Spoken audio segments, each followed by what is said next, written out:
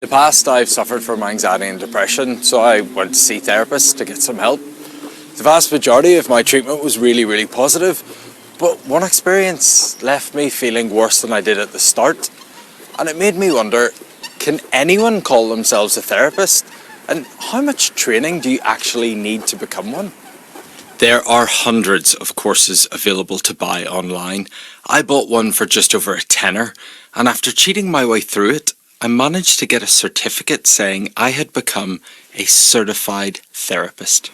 I was really shocked by what I found, because people go and see therapists at some of those vulnerable points in their life. And that's sadly what happened to Maddie. His brother Joe was just 12 years old when he died of a cardiac arrest in 2012. The depression and the anxiety were building and building and building. I wasn't showering properly, I wasn't brushing my teeth. I was going down to work. As soon as there wasn't anybody around, I was being told to do jobs and I wouldn't do them. I'd sit in a cupboard and watch my phone. But I remember having a breakdown one day and saying to Mum and Dad, look, my head's not right, something needs to change. So they said, well, why don't we go and get you some therapy, some counselling. Maddie found a private therapist and signed up to 6 sessions. At first he found the therapy helpful, but what happened in his final session left him feeling worse than when he started. So I go into the room and she said, how are you? And I said, yeah, I'm doing all right, but I've been missing my brother a lot this week. And she said, what do you mean your brother? And I was like, well, you know that I told you that my brother died of a cardiac arrest in 2012. And she said, no, I didn't remember. I don't remember that. Yeah, it was just like she didn't care.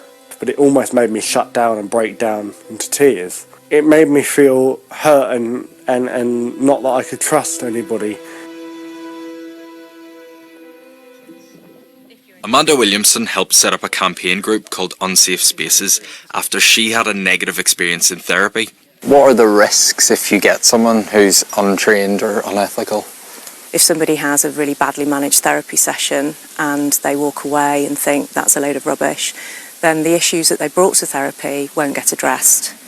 At a more serious end, a lot of people go because they've had trauma, abuse in their past, PTSD, and a badly managed session working with that sort of material can lead to a client actually being re-traumatised. So who's actually holding private therapists to account? There are a number of accrediting bodies and they can regulate them and check their qualifications before letting them join.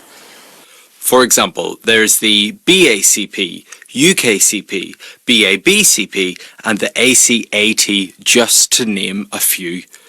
Some of these answer to a wider body called the Professional Standards Authority, but there are other associations of therapists which choose to regulate themselves. Amanda wants to see statutory regulation in place for the therapy sector, rather than the current system of voluntary registration.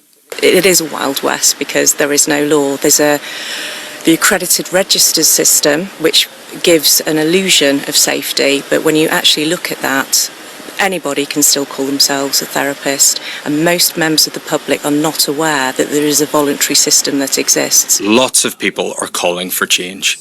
We asked the government whether it was happy with the current system of regulation. The Department of Health told us.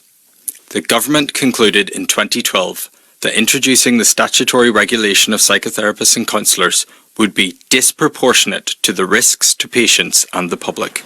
And what do the accrediting bodies who are part of the current system think? We talked to one of the largest, with nearly 50,000 members. The British Association of Counselling and Psychotherapy told us, our members have to meet certain training standards and abide by our ethical framework. We have a robust conduct process. On the rare occasion that a member falls short of these expectations, we have introduced greater support for clients if they make a complaint against a therapist. Maddie tells me he's in a much better place now. He tried a different type of therapy and found it to be helpful. He set up his own gardening business and he's fundraising for a bereavement charity. My own bad experience put me off getting more help, but I did eventually go back to therapy and it was life-changing.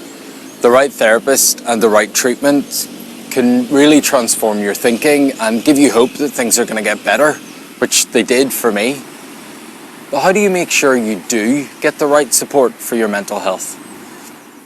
Well, you can speak to your GP. They may be able to refer you for treatment on the NHS, or if you need to see a therapist privately, the mental health charity Mind suggests, check that the therapist is registered with an accrediting body. Don't be afraid to ask them about their professional qualifications, training and experience. And finally, don't sign up for treatment unless you're totally happy.